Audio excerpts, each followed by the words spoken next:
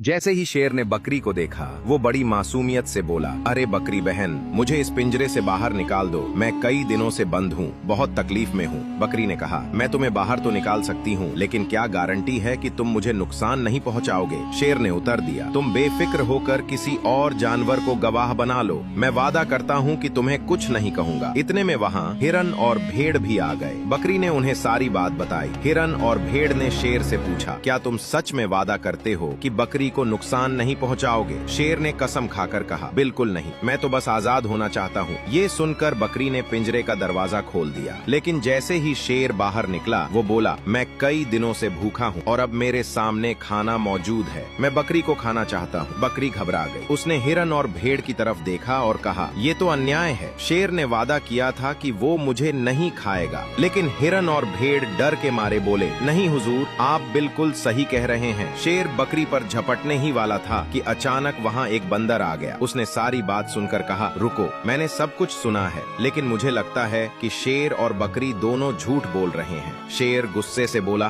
क्या मतलब, मैं झूठ बोल रहा हूँ? बंदर ने कहा, मैं तो मानता ही नहीं कि आप सच में पिंजरे में बंद थे। इतने बड़े शेर का इस छोटे से पिंजरे में आ जाना मुमकिन ही नहीं। अगर तुम सच्चे हो तो दोबारा पिंजरे में जाकर दिखाओ। शेर अपनी सच्चाई साबित करने के लिए तुरंत पिंजरे में घुस गया। बंदर ने तुरंत पिंजरे का दरवाजा बंद कर दिया और कहा, यही तुम्हारी असली जगह है। झूठ बोलने और वादा तोड़ने वालों के साथ ऐसा ही होना चाहिए।